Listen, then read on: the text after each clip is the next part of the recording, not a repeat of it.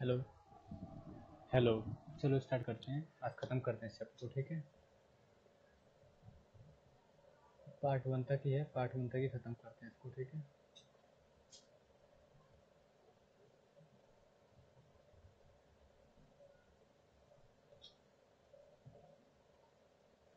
आज हमें यहाँ से पढ़ना है, दो चीज़ इंपॉर्टेंट है अभी तक, अब जो रिमेनिंग रह गई हैं। एक तो उसके अंदर राइटिंग वाला काम है ना, राइटिंग वाला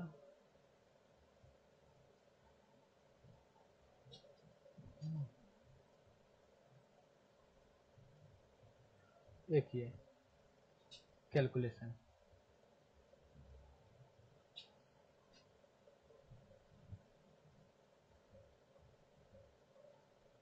ठीक है, तब कह रहे हैं अब टॉपिक हमारा नया स्टार्ट होता है यहाँ से, राइटिंग केमिकल फार्मूले। ये फार्मूले लिखते कैसे हैं, ये केमिकल फार्मूले लिखते कैसे हैं, और लिखा हुआ पढ़ते कैसे वो तो मैंने आपको समझा ही दिया। आप कह रहे हैं लिखते कैसे हैं, तो ये समझा दो जरा। तो मैंने अगर आपको ये समझ आ गया कि लिखे को पढ़ते कैसे हैं तो आपको इजीली समझ में आ जाएगा। ठीक है, रिकॉर्डिंग हो रही है हमारी, हो रही है, ठीक है। कैसे लिखते हैं तो उसका कुछ मेथड है। इस मेथड को हम क्या कहते हैं, एक मेथड इसको हम क्या बोलते हैं, criss cross method. Sir criss cross क्यों कहते हैं, तो समझ आ जाएगा क्रॉस का एक रीजन है, क्योंकि हम यहाँ पे ऐसे क्रॉस मल्टीप्लाई करते हैं। ठीक है, क्या है ये बेसिकली क्रिस क्रॉस मेथड। वो कह रहा है आपको कोई केम का फॉर्मूला लिखना है, ठीक है, तो जिन सिंबल्स का लिखना है उन सिंबलों को ना साइड बाय साइड लिखो, उन सिंबल्स को साइड बाय साइड लिखो। सर साइड बाय साइड मतलब कैसा, दो तरह के होंगे, एक तो रेडिकल होगा, एक एसिडिक, एक तो बेसिक रेडिकल होगा, एक एसिडिक रेडिकल होगा। तो पहले कौन सा क्या लिखें, पहले कौन सा लिखें ये तो बताओ। तो कह रहे हैं सबसे पहले लिखा जाएगा बेसिक रेडिकल, उसके बाद लिखा जाएगा एसिडिक रेडिकल। ठीक है, फिर ध्यान रखना अभी जब आप इक्वेशन बना रहे हो, आप फॉर्मूला बना रहे हो, अभी लिख नहीं रहे हैं, हम बना रहे हैं, तो बनाने के टाइम पे जो बैलेंस होती है, बैलेंस है उसको आप क्या लिखोगे, अपने सिंबल के टॉप पर, सिंबल के टॉप पर। वो मैंने आपको बताया लिखते टॉप लोअर में है, लोअर राइट साइड में है, पर अभी लोअर राइट साइड में तो फाइनल में आएगा। अभी पहले क्या करो, जो आपको केमिकल का फॉर्मूला लिखना है, जो भी आपको इक्वेशन लिखना है, तो पहले उस इक्वेशन में उस एलिमेंट में जितने भी सिंबल्स हैं तो उनमें से पहले आइडेंटिफाई करो बेसिक रेडिकल कौन सा है, एसिडिक रेडिकल कौन सा है। फिर बेसिक रेडिकल को पहले लिखो, एसिडिक रेडिकल को बाद में लिखो, ठीक है। फिर जिस रेडिकल की कितनी वैलेंसी है उन वैलेंसीज को उनको ऊपर लिख दो। ठीक है, जैसे ये मैग्नीशियम क्लोराइड है, इसके अंदर दो रेडिकल हैं, एक तो बेसिक ही हो गया और एक एसिडिक ही हो गया। तो बेसिक और एसिडिक को अलग अलग आइडेंटिफाई करने का बेसिक को पहले लिखा और एसिडिक को बाद में लिखा। फिर उनकी जो बैलेंस है उनकी बैलेंस को उनको टॉप पर लिख लिया विद सिंबल। ठीक है, सिंबल को लिखना है लेकिन उसको कंसिडर नहीं करना है, ऐसा मतलब सब 2+1 3 हो गए ऐसा नहीं, उसको इग्नोर कर देना, लिखते जाना है पर अभी इग्नोर कर देना है। ठीक है, अब आपने इग्नोर कर दिया उसको, ठीक है। फिर कह रहा है इन बैलेंस को क्या करो, डिवाइड करो, इन बैलेंस को डिवाइड करो उनके एचसीएफ से, उनके एचसीएफ से बैलेंस को डिवाइड करो। एचसीएफ से डिवाइड करने का रीजन क्या है, हमें लोअर से रेशो पता करना है, हमें क्या करना है, एक छोटी से छोटा, एक सिंपल से सिंपल क्या हमें पता करना है, रेशो पता करना है। अगर आप नहीं भी करो तो भी ठीक है, करते हो तो भी ठीक है, तो आपकी बुक में बताया गया तरीका कि आपको करो। आप क्या करो, इन बैलेंसेस की जो पावर है इनको इनके एचसीएफ से डिवाइड करो ताकि आपका सिंपलेस्ट फॉर्म आ जाए, सिंपलेस्ट फॉर्म आ जाए।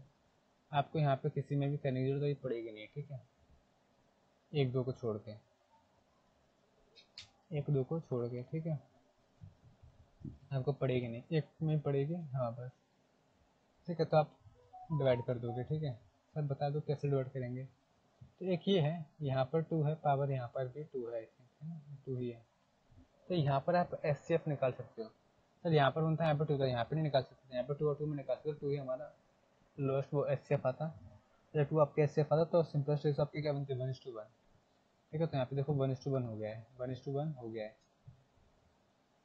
ठीक है, तो वो कह रहे हैं अगर आप वैलेंसी का एचसीएफ निकाल सकते तो निकालो और उससे डिवाइड कर दो ताकि आपको सिंपलेस्ट रेशो आ जाए। और इसके बाद क्या करना है, वैलेंसी को इंटरचेंज कर दो। आपको ध्यान हो तो मैंने बताया था क्योंकि एच की वैलेंसी होगी तो वो एच की वैलेंसी ओ के साथ होगी, ओ की वैलेंसी इसके साथ होगी। तो ऐसा क्यों होता है, ऐसा इसी वजह से इंटरचेंज भी होते हैं। हम जब हम लिखते हैं फॉर्मूला, जब हम केमिकल फॉर्मूला लिखते हैं तो हम क्या करते हैं, पावरों को इंटरचेंज कर देते हैं, पावरों को वैलेंस को क्या कर दो, इंटरचेंज कर दो। सर 2 mg के पास था तो 2 को कहाँ भेज दिया, Cl के पास। 1 Cl के पास था तो 1 को कहाँ भेज दिया, mg के पास। तो क्या बन गया फॉर्मूला अपना, MgCl2 MgCl2। चलिए तो फिफ्थ पॉइंट में ही हो गया पूरा स्टेप। हाँ फिफ्थ वाले पॉइंट तक ही हो गया, फोर्थ पॉइंट तक ही, फिफ्थ पॉइंट तक ही कम्प्लीटली हो गया स्टेप। सिक्स वाला जो स्टेप है वो आपके अभी ज़्यादा काम में नहीं आएगा, आधा काम में आएगा केवल देखने वाला, इसके आगे का भी आपके काम का भी नहीं है। वो क्या कह रहा है, अब जो आपने इंटरचेंज किए हैं बैलेंसेज को, अब उनको आप क्या लिखो, लोअर राइट में लिखो। कहाँ पे लिखो, लोअर राइट में लिखो। तब वो लोअर राइट में लिखी हुई है, बैलेंस कहाँ पे लिखा है, लोअर राइट में लिखे आते हैं। अब वो क्या कह रहे हैं, if the radical is a group of atoms and has a valence number more than 1, तो उसको एनक्लोज कर दो। तो एनक्लोज वाले आंसर आप पीछे में पढ़ो, क्योंकि ये कुछ टेक्निकल वर्ड्स हैं, आप कंफ्यूज होगे। और अगर सर आपके वाले समझाओगे, नहीं समझाऊंगा, बट आप इसको नहीं पढ़ोगे ना तो अभी समझ में आ जाएगा। ये जो बेसिकली बात कर रहा है वो इस तरह के क्वेश्चंस की बात कर रहा है, इस तरह के फॉर्मूलेस की, वो मैं आपको ऐसे समझा दूंगा, आपको ज़्यादा टेक्निकल नहीं जाना है। एक दिन बाद आपका टेस्ट है तो आप इतना टेक्निकल मत हो, है ना। ठीक है, स्टेप्स पढ़ ले। स्टेप्स के ऊपर यहाँ पे अप्लाई करके देखें। पहले वाले में तो आपको मैंने करके दिखाई दिया, दूसरे वाले में भी आप एक तरह समझिएगा ये रीजन निकाल के। थर्ड वाला देखते हैं, एल्यूमिनियम हाइड्रोक्साइड। पहला स्टेप क्या था हमारा, बुक में पहला अलग अलग करके है कि उनको अलग अलग करके लिखो। तो पहले तो अलग अलग करो, पहले तो बेसिक रेडिकल को और एसिडिक रेडिकल को क्या करो, अलग अलग करो।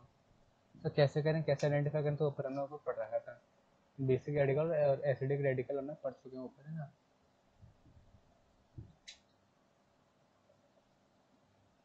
आइडेंटिफाई इनको कर लिया, अब इनको क्या करो, अलग अलग रखो, बेसिक को पहले लिखो, एसिडिक को बाद में लिखो, ठीक है।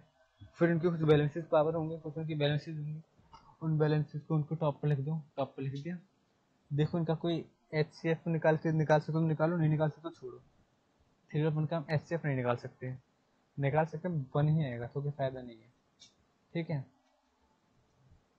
तो मत निकालो। फिर नेक्स्ट स्टेप क्या था, आप पावरों का करो, इंटरचेंज कर दो, यानी 3 वाली पावर इस साइड ले आओ, 1 वाली पावर इस साइड ले आओ, तो आपका ये बन जाएगा AL ब्रैकेट में OS की पावर OS3 AL OS3, ठीक है। इस तरह से ये है, इस तरह से ये है। सिंबलों को इग्नोर कर देना है बिल्कुल ही, ये मैं सोचना सर ये एक तो ये माइनस का, तो माइनस का 2 है तो माइनस प्लस का हो गए सर। प्लस तो सर हम एज्यूम कर लेते हैं, प्लस तो हिडन भी होता है, प्लस को अलग से लिखने की जरूरत नहीं होती है, माइनस को क्या करेंगे, छोड़ो। यहाँ पे हम केमिकल इक्वेशन लिख रहे हैं, केमिकल फॉर्मूला, मैथमेटिकल नहीं, ठीक है। यहाँ पे प्लस माइनस एडिशन सब्ट्रैक्शन नहीं करता, प्लस माइनस नीचे बताता है, ठीक है। तो इसलिए यहाँ पे सब कोई इस फॉर्मूले में कोई इंपॉर्टेंस नहीं है, ठीक है। तो ये कुछ इंपॉर्टेंट फॉर्मूले हैं जो बने हुए हैं, कैसे बने हुए हैं ना, देख लेना। अब आपको सर ये वन वाला कैसे होगा, तो देखो वन यहाँ पे चला जाएगा और ये वाला वन यहाँ पे चला जाएगा। सब वन लिखते हैं नहीं, तो ये बिना वन के दिखाई देगा, ठीक है। ये सारे बिना वन वाले हैं, बिना वन वाले। और ये 1/2 है, कैसे पढ़ोगे इसको, 1/2 गलत पढ़ दो, इसको 1/2 मत पढ़ना। ये एक समझा रहा हूँ मैं आपको, यहाँ पे ये 1/2 नहीं है, ऊपर वन अलग है, नीचे 3 अलग है, ऊपर -1 अलग है, नीचे 3 अलग है, ठीक है। ऊपर 1 अलग है, नीचे ऊपर -1 अलग है, नीचे 3 अलग है। तो यहाँ पे 3 को 3 रहने दो, आप 1 और 1 को सॉल्व करो। आप 1 और 1 को सॉल्व करो, ठीक है। 1 और 1 को सॉल्व करोगे तो कुछ फर्क पड़ेगा नहीं, तो ये सिंपल से ऐसे ही आ गया। उस 3 को एक ही जगह पे रहने देना है। अब देखो आपके बुक में एक एग्जाम्पल है नहीं, मेरे दिमाग में एक एग्जाम्पल आ रहा है, बुक में है तो मैं देखूँ। हाँ जैसे ही वाला, वैसे एग्जाम्पल में दूसरा था पर यहाँ पे दूसरा आ गया। मेरा कहना था क्या करें, यहाँ पे 1 की जगह पर 2 होता, यहाँ पे 1 की जगह पर 2 होता तो क्या होता, तो कुछ नहीं होता। तो आप क्या करते, अगर यहाँ पे 1 की जगह पर 2 होता, इसको ब्रैकेट में करते और बाहर 2 लिख देते नीचे। 3 और 2 का आपस में मल्टीप्लाई मत कर देना, पास पावर इंटू पावर मल्टीप्लीकेशन होता है, ऐसा कुछ मत कर देना। यहाँ पर को अलग अलग लिखना, ठीक है। जैसे यहाँ पर देखोगे तो यहाँ पे सर 2 का 4 से मल्टीप्लाई नहीं होगा, 2 और 4 अलग अलग लिखे जाएंगे, 2 और 4 अलग लिखे जाएंगे। ऐसे यहाँ पर 1 और 4 का मल्टीप्लाई मत करना, 1 और 4 अलग लिखे जाएंगे। सब 1 की इंपॉर्टेंस नहीं है तो 1 दिखाई नहीं दे रहा है, ठीक है। बाकी तो आप टेबल पढ़ लेना एक बार, ठीक है।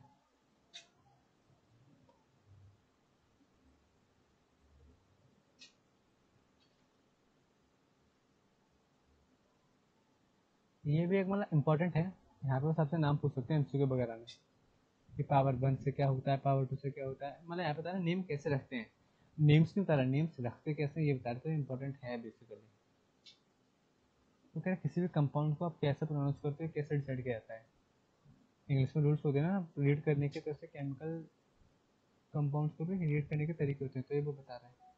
वो कह रहा है पहली बात तो ये कि देखो पहले जो आपका कंपाउंड है वो कैसे बना हुआ है, मेटल मेटल से बना है, नॉन मेटल से बना है, या नॉन मेटल से मिलकर बना है, दोनों मेटल ही है, या एक मेटल एक नॉन मेटल है, कुछ हो सकता है, हो सकता है एक मेटल हो एक नॉन मेटल हो सकता है दोनों ही नॉन मेटल्स हो सकता है एक कोई एलिमेंट हो, एक ऑक्सीजन हो, ठीक है। ये तीन चीज़ इन्होंने तीन केस लिए हैं, ठीक है। तो अब ऐसे केस में कैसे पढ़ोगे, तो वो कह रहा है अगर ऐसा है एक मेटल भी है उसके अंदर नॉन मेटल भी है, तो पहले तो देखो मेटल को मेटल को तो पहले लिखा जाएगा, पहले तो लिखा भी मेटल को जाएगा, मेटल को पहले तो लिखा पहले जाएगा, मेटल को लिखा पहले जाएगा, followed by non metal, followed मतलब होता है उसके बाद में कौन आएगा, नॉन मेटल, यानी पहले मेटल लिखा जाएगा उसके बाद में नॉन मेटल। फिर जो नॉन मेटल होगा, नॉन मेटल में आप एक वर्ड ऐड कर दोगे, सर फर्स्ट वर्ड में नहीं ऐड करेंगे, नहीं, नॉन मेटल में आप नॉन मेटल में एक वर्ड ऐड कर दोगे, सफिक्स ऐड करोगे, क्या ऐड करोगे, सफिक्स, क्या चीज़, आई डी ई।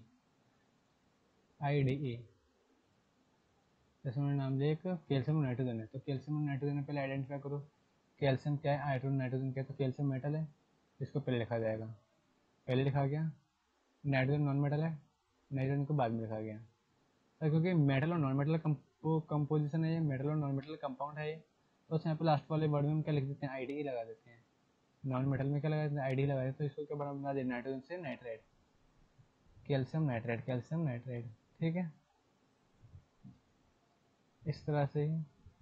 अब देखो आप कहोगे सर ये तो थोड़ा डिफिकल्ट हो जाएगा, मेरे को पढ़ाना नहीं आता होगा, तो हाँ ऑब्वियसली पढ़ाना नहीं आता होगा तो डिफिकल्ट हो जाएगा, अगर आपको ये नहीं पता कि रेडिकल क्या होते हैं, एलिमेंट्स क्या होते हैं, बेसिक रेडिकल एसिडिक रेडिकल क्या होते हैं, मेटल के होते हैं, नॉन मेटल के होते हैं, तो दिक्कत हो जाएगी ना, तब दिक्कत हो जाएगी। अब कह रहे हैं अगर उससे दोनों ही एलिमेंट, दोनों ही जो कंपाउंड हमारा, वो दो अलग अलग तरह के नॉन मेटल से मिलकर है, सर मेटल नॉन मेटल अलग अलग नहीं है, मेटल ही है लेकिन वो नॉन मेटल्स ही है, लेकिन जो दोनों तरह के नॉन मेटल्स है ना वो दोनों अलग अलग है, तो कैसे लिखा जाएगा, तो देखो कुछ नहीं, पावर देखना है यहाँ पे, नॉन मेटल पहला नॉन मेटल तो सिंपल सा रहने देना, ठीक है। अब देखना सेकंड वाले में देखना, पहले वाला जो नॉन मेटल होगा उसमें तो ओ यू एस लगा ही देना, उसमें तो ओ यू एस लगा ही देना, लिखा नहीं है, उसमें तो ओ यू एस लगा ही देना, ये ओ यू एस तो लगा ही देना, मतलब मत लगाना, कोई दिक्कत नहीं, कुछ नहीं, छोड़ो छोड़ो, मैं कह रहा हूँ अगर एक जो कंपाउंड है उसमें दोनों उसके जो एलिमेंट, दोनों ही जो सब्सटेंस है बेसिकली उस कंपाउंड के, अगर वो दोनों नॉन मेटल्स हैं, तो क्या करोगे, पहले वाले नाम में तो कुछ मत करना, पहले वाले नाम में तो कुछ मत करना, जो दूसरा नाम है ना उसको देखना उसमें पावर कितनी है, उस पर पावर कितनी है, उस पर पावर कितनी है, ठीक है। पावर का वर्ड है, पावर 3 है तो ट्राई लगा देना, पावर 4 है तो टेट्रा लगा देना, पावर 5 है तो पेंट लगा देना, पावर 8 है तो ऑक्टा लगा देना, ठीक है। जैसे कि ये PCl3 है, फॉस्फोरस क्लोराइड, ठीक है, तो क्लोराइड मत इसको फास्फोरस क्लोराइड मत बोलना, तो पावर 3 तो उसका बोलेगा फॉस्फोरस ट्राइक्लोराइड, चाहे पावर 5 है तो फास्फोरस पेंटाक्लोराइड, अगर 8 होता तो फॉस्फोरस ऑक्टा क्लोराइड, समझ आ गया। सर एलिमेंट्स, सर अब एक कंपाउंड है उसके अंदर ना तो मेटल है ना नॉन मेटल है, उसके अंदर दो तो कुछ अलग तरीके के एलिमेंट्स हैं, उसके साथ ना एक ऑक्सीजन और है, तो पहले ध्यान रखो, ऑक्सीजन को होता है उसको सबसे लास्ट में लिखा जाता है फॉर्मूले का, गैस है, गैस अलग से रिलीज होती है ना, इसको इसलिए अलग से सेपरेट करके लिखा जाता है, अगर ये प्रॉपरली मिक्स नहीं हो पा रही है तो, है ना। फिर कह रहे अब जो जो नेम है जो कंपाउंड का, वो डिपेंड करेगा किस पर डिपेंड करेगा, कि ऑक्सीजन के एटम्स कितने हैं, नंबर ऑफ ऑक्सीजन एटम्स, अगर दो हैं, सॉरी, अगर लेस देन दो हैं तो अब वर्ड हाइपो यूज करोगे, इक्वल्स टू 2 हैं तो ITE का यूज करोगे, इक्वल्स टू 3 हैं तो आप 8 का यूज करोगे, अगर मोर देन 3 हैं तो पर का यूज करोगे, मतलब एक ही एन ई सी आई ओ एन ई सी आई ओ एन ई सी आई ओ एन ई सी आई ओ, पावर कहीं पे 1 है, कहीं पे 2 है, कहीं पे 3 है, कहीं पे 4 है। तो अगर 2 से कम है, 2 से कम का मतलब 1 ही होता है। अगर कहीं पे 1 है तो आप क्या लगाओगे, सेकंड वाले नाम क्या लगाओगे, हाइपो, क्या लगाओगे, हाइपो। तीस वाले के हर नाम क्या लगाओगे, वहाँ पे लगेगा आगे क्लोराइड, क्लोराइड है ना, यहाँ पे प्रेफिक्स लगता है और बाकी सभी जगह पे सफिक्स लगेगा, मतलब सफिक्स प्रेफिक्स दोनों लगते हैं, ध्यान रखना पड़ेगा आपको, है ना। यहाँ प्रेफिक्स है, एग्जाम्पल सफिक्स है, फिर आपका 8 आ जाएगा, ये भी आपका सफिक्स है, ठीक है। क्लोरेट, फिर एक पर आ जाएगा, पर लगेगा आपका प्रेफिक्स में, ठीक है। तो ये आपको ध्यान रखनी है यहाँ पर, ठीक है।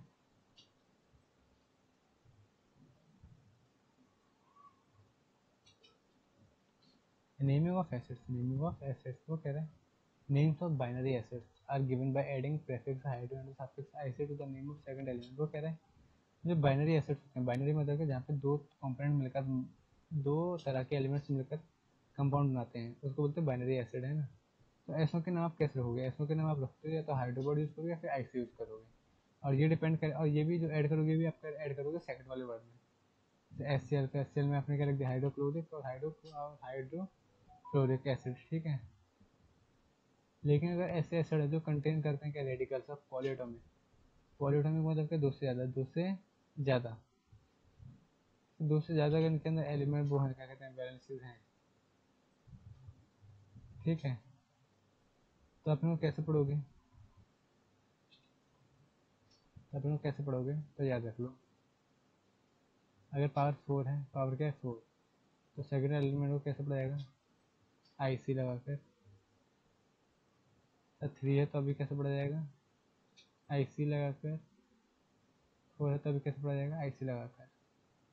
यानी दो ही तरीके हैं, या तो हाइड्रो आई सी दोनों लगाओ, हाइड्रो आई सी दोनों लगाओ, या फिर कोई एक लगाओ।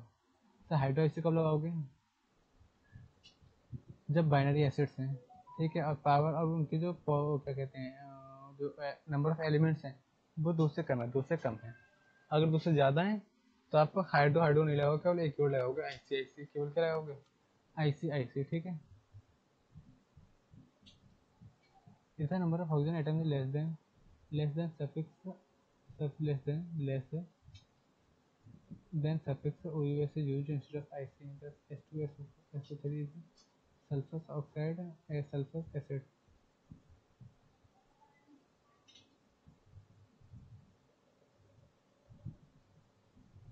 वो क्या कह रहा है, कभी कभी आपका ऐसा एलिमेंट जो ऑक्सीजन कंटेन करता हो, ऐसा एलिमेंट जो ऑक्सीजन कंटेन करता है उसके अंदर ऑक्सीजन कम है, जो जनरली होते हैं जनरली से उससे कम है, तो आप ऐसे केस में आईसी नहीं लगाओगे, आप क्या लगाओगे, ओयूसी लगाओगे, क्या लगाओगे, ओयूसी। जनरली आईसी होता है, लेकिन अब उसके बाद आईसी नहीं, तो आप उसको भी क्या लगाओगे, ओयूसी लगाओगे, ठीक है। तो वो लिखा हुआ S2SO3, S2SO4 नहीं है, ये H2SO3 है। तो इसको भी हम क्या पढ़ेंगे, सेल्फ रस पढ़ेंगे, क्या पढ़ेंगे, सेल्फ रस। ये HNO3 तो उसको भी हम क्या पढ़ेंगे, नाइट्रिक नहीं, नाइट्रस, ठीक है। ट्रिपल नेम मतलब थोड़े तुच्छ नेम, छोटे मोटे नेम। तो क्या, देयर आर सर्टेन कंपाउंड्स, थोड़े बहुत कंपाउंड्स है with names that do not follow any systematic rule. कुछ रूल नेम ऐसे हैं जो कि फॉलो रूल नहीं है ना। तो मतलब इंग्लिश में तो आपको पता ही है, कुछ चीज़ ऐसी होती हैं इनके नाम नहीं होते हैं। केमिस्ट्री में भी क्या होता है, केमिस्ट्री में भी क्या होता है, कुछ कंपाउंड्स के नाम ऐसे रख दिए गए हैं, सिस्टमैटिक रूल नहीं है, जो ऊपर हमने रूल पढ़े हैं ऐसा रूल नहीं है, बस नाम है तो नाम है। और ऐसे नेमों को हम बोलते हैं ट्रिवियल या फिर कॉमन नेम्स, ट्रिवियल या फिर common names, and they are widely accepted. Sir ऐसे नहीं कि लोग मानते नहीं, लोग मानते भी हैं, ठीक है। एग्जाम्पल में दे रहे हैं nitrogen trihydrate, hydrogen monoxide, dehydrogen oxide is also called water वगैरह, ठीक है। अब एक जो लास्ट इंपॉर्टेंट है कि वैलेंस को कैलकुलेट कैसे करोगे, किसी फॉर्मूले में दी हुई है तो कैसे तो करोगे। तो देखो ये वाले जो स्टेप थे ना आपके ऊपर राइटिंग वाले, इसी का जस्ट अपोजिट है, उसी का थोड़ा सा अपोजिट है ना। लेकिन आपको तीन और तीन एलिमेंट्स के, तीन सब्सटेंसेस के, इनके तो आपको याद करने पड़ेंगे, ठीक है। बाकियों की हो सकता है बुक में दे दें, नहीं भी तो कोई दिक्कत नहीं, पर इनके आपको याद रखने पड़ेंगे। वो कह रहा है the balance of elements can be determined based on the knowledge of the balance of radicals and of the fact that the balance of this is equal to this. क्या लिखा हुआ है ये,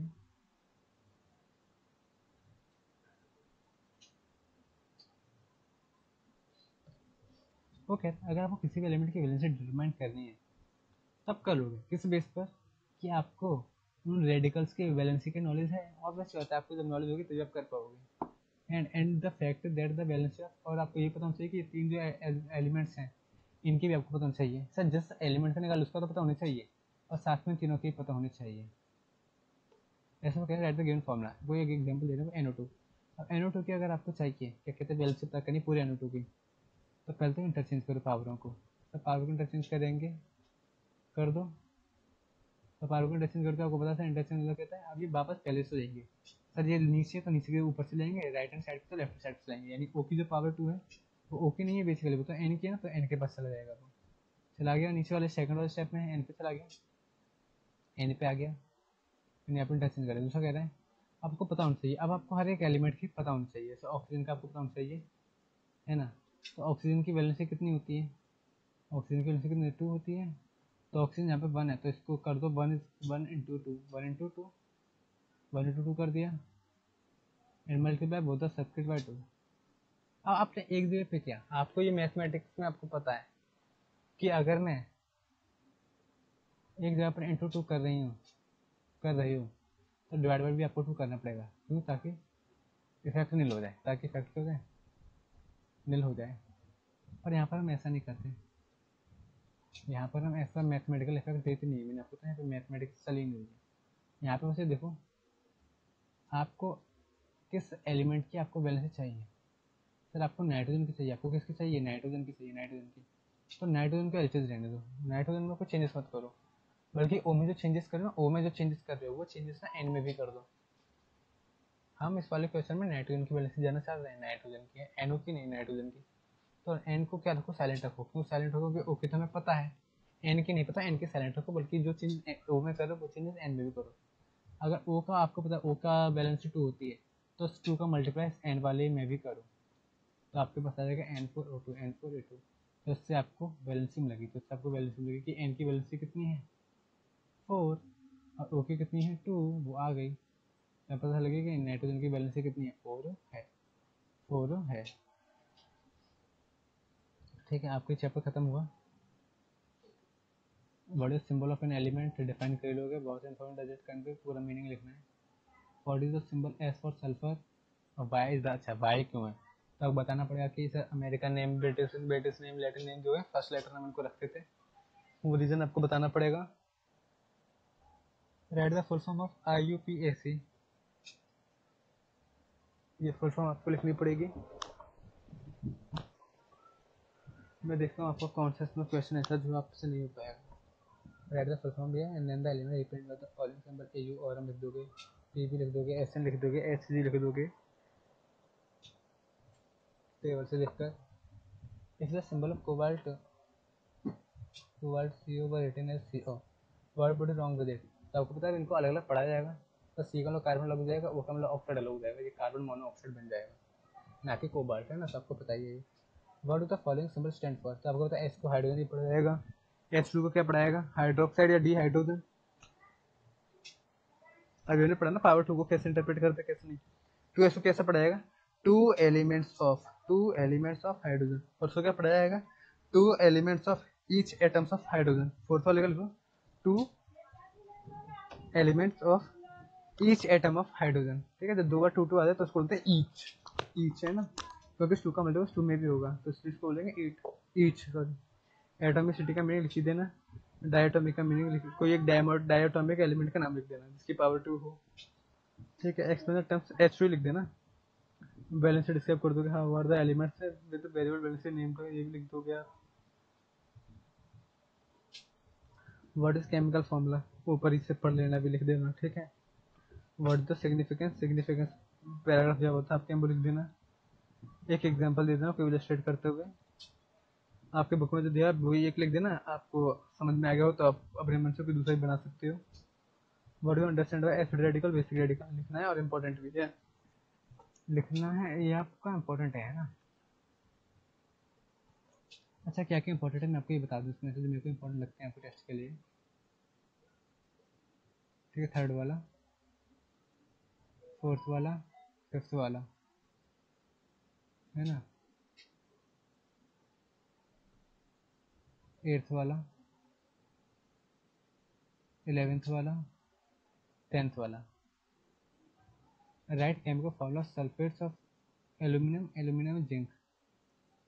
the valence of an element A is 3। ठीक है, आपको एक element की दे दिया है, ए की वैलेंसी है 3, यानी हम इसको ऐसे लिख सकते हैं ए और उसकी power 3 and that of element is 2, यानी ए की बात किया अलग से, ए की जैसे ओ की 2 थी, तो ऐसे ए की बात करें ओ की, ए की अलग से क्या है 2 है, ए की अलग से क्या है वैल्यू 2 है।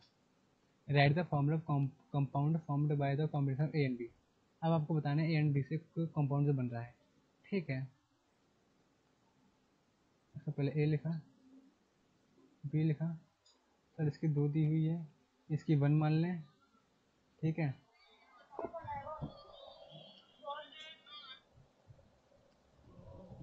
नाम सेव नहीं है, नाम सेव नहीं है। ठीक है, अब ये A2 हो गया, B1 हो गया। अब ए की पावर आपको पता है, ए की अब खुद की बैलेंस, ए की खुद की जो बैलेंस थी वो कितनी थी 2 थी, तो एक को मत हटा देना, इसमें हटाते नहीं है, बस 2 के साथ उस 2 को क्या कर देंगे, मल्टीप्लाई कर देंगे। और यहाँ पर ये B1 तो है ही है, इसको सॉल्व करो तो क्या है ए और B1 क्या कह रहा है, क्या लिखना है हमें, राइट द फॉर्मूला रखना है। तो फॉर्मूला लिखते टाइम आप क्या करेंगे, इनको इंटरचेंज कर देंगे, इंटरचेंज कर देंगे तो क्या हो जाएगा, ए ए की पावर 1, तो ए की पावर 1 को तो हम यहाँ पे लिखेंगे नहीं, बल्कि बी को यहाँ पर 4 यहाँ पे लिख देंगे। समझ में आएगा, तो ये आंसर है आपका, इसको लिख लेना। ठीक है, एक ही इंपॉर्टेंट है, ऐसे क्वेश्चन आ सकते हैं। ठीक है, मैचिंग पूरी इंपॉर्टेंट है, घर पर रट लेना इसको, मतलब कुछ कहीं से भी कुछ ही पूछ सकते हैं, कहीं से भी कुछ ही पूछ सकते हैं। मैं तो बोल देता पूरे टेबल ही इंपॉर्टेंट थी मैंने वहाँ पे, लेकिन पूरे टेबल तो नहीं बोला, याद करना पॉसिबल नहीं होता है। ठीक है, हाँ लेकिन आपके पीछे बुक में थे सर दिए हुए, तो बुक वाले तो एटलीस्ट आपको करने पड़ेंगे। चैप्टर के अंदर जो दिए हैं वो तो मत करो, एक्सरसाइज में जो दिए हैं एटलीस्ट वो तो आपको करने होंगे। ठीक है, right the basic radical and acidic radical of the following, इनमें से आइडेंटिफाई करने भी इंपॉर्टेंट है। ठीक है, राइट द केमिकल नेम, अब जो है वो इंपॉर्टेंट है, मैं कुछ कह नहीं सकता। Complete the following statement of selecting the correct option. The formula of compound reference,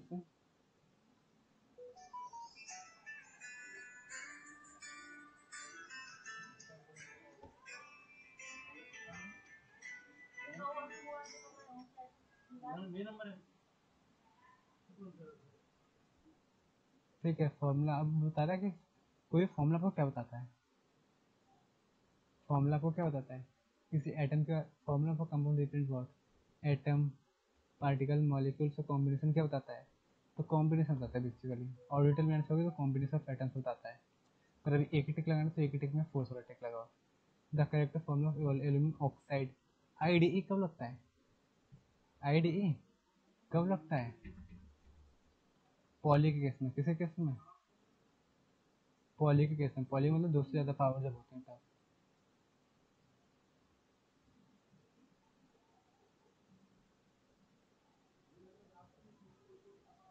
ठीक है, ये वाला लगाना। The valence of nitrogen in nitrogen oxide, क्या ठीक है, नाइट्रोजन ऑक्साइड, नाइट्रोजन डाइऑक्साइड। ओह बहुत इजी पूछा है, इनकी वैलेंस से पूछा है, सही तो पूरा फॉर्मूला है। अब वैलेंस से पता लगेगा तो आपको पूरा पहले से करना पड़ेगा, पूरे से जो इंटरचेंज किया था इंटरचेंज का इफेक्ट हटा दो, तो ये जो नीचे 2 है ऊपर 2 पहुंच जाएगा, यानी कि नाइट्रोजन की वैलेंस आपके पास आ जाएगी 2। मुझे इसमें डाउट है, एक बार चेक कर लेना अपनी बुक से। ठीक है, इसका बन भी हो सकता है 3 भी हो सकता है। 19 give the names of the elements and the number of items of those elements present in the compound से नाम बताने हैं। The formula of the sulphate of an element M is M2SO4 3। ठीक है, right the formula of its chloride, आपको फॉर्मूले बनाने पड़ेंगे। क्लोराइड के साथ क्या फॉर्मूला बनेगा, फॉस्फेट के साथ क्या फॉर्मूला बनेगा, ऑक्साइड के साथ फॉर्मूला बनेगा। ठीक है,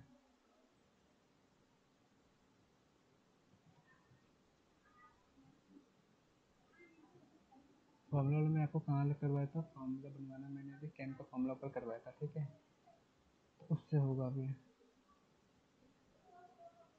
ध्यान क्या रखना है आपको, A D I D A के साथ कौन सी पावर लगती है, ए टी कब लगता है, IDE कब लगता है, ATE कब लगता है, बस ये याद रखना है और आपको हो जाएगा। ठीक है, ये आई थिंक आपने यहीं तक भेजा है, तो मेरे को पता नहीं पूरा, पर आई थिंक आपको यहीं तक, मैं एज्यूम करूँगी आपका सिलेबस यहीं तक आता होगा टेस्ट में, इसलिए आपने पूरे चैप्टर के इतना ही भेजा है।